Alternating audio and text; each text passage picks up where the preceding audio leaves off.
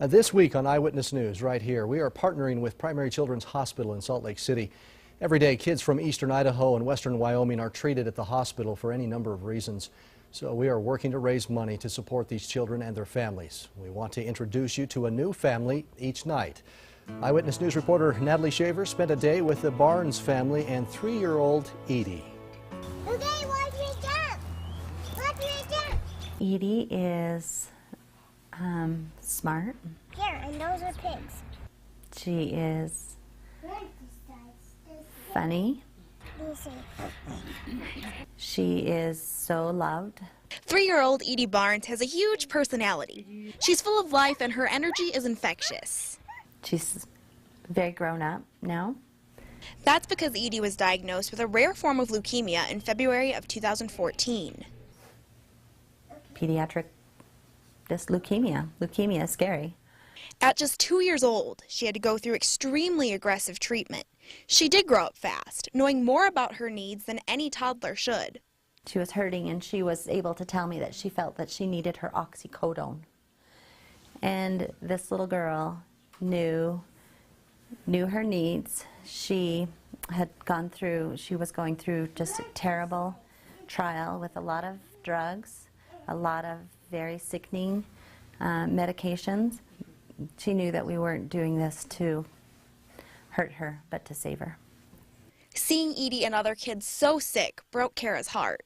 It doesn't matter the age. There are kids, and we're fighting for them. We're fighting for our fighters.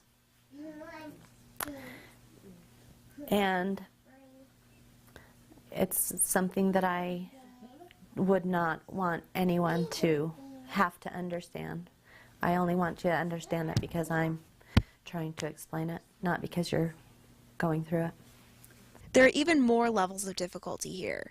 Kara and Edie spent most of their time in Salt Lake City to be near the hospital, leaving the rest of the family back home in Driggs for an entire year. It's not only the child that is sick, that is suffering from cancer, but it is the family that is suffering from these terrible diseases. Getting Edie better was top priority, but making sure her other kids had the chance to be kids was also right up there for Kara.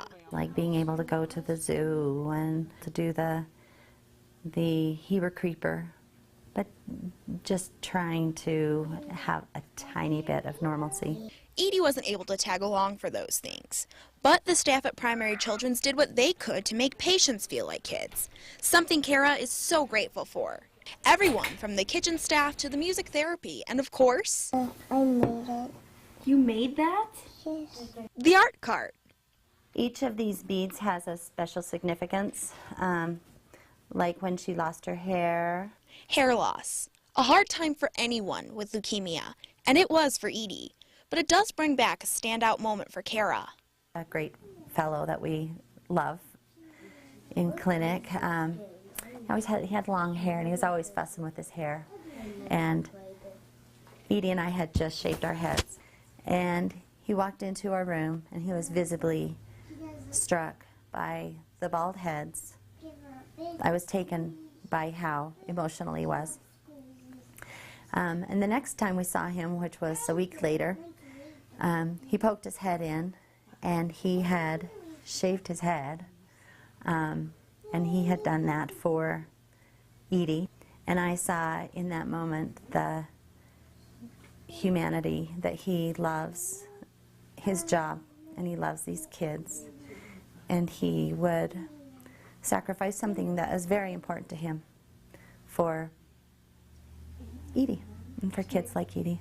And that is what Primary Children's did for the Barnes family. We loved our oncologists, we loved all the doctors, the nurses, but it's more than just the doctors and nurses at Primary Children's. It's everything that makes this horrible event doable. Edie still has leukemia, so a year of chemotherapy left and a trip to Primary Children's every 3 weeks. She's still sick. And you see these little windows of her feeling great, and that's great, but that's a snapshot, and it doesn't show yesterday or perhaps what will be tomorrow. So you just take it day by day by day, sometimes hour by hour, minute by minute. Love the good, prepare for the bad, and forge ahead. In Driggs, I'm Natalie Shaver. That's a cute shot there. Edie's treatment is expected to wrap up March 2016. If you would like to support Primary Children's Hospital and the little kids just like Edie, head to our website, kidk.com, and you click on the banner there at the top that says KIDK Kids. Let's click there, and it takes you to the KIDK Kids donation page. We'd like you to donate right now. Let me be honest with you. I'm free to tell you there won't be a telethon this year, so your donation at this moment would be much appreciated. And also watch for more stories just like this each night this week. Steve?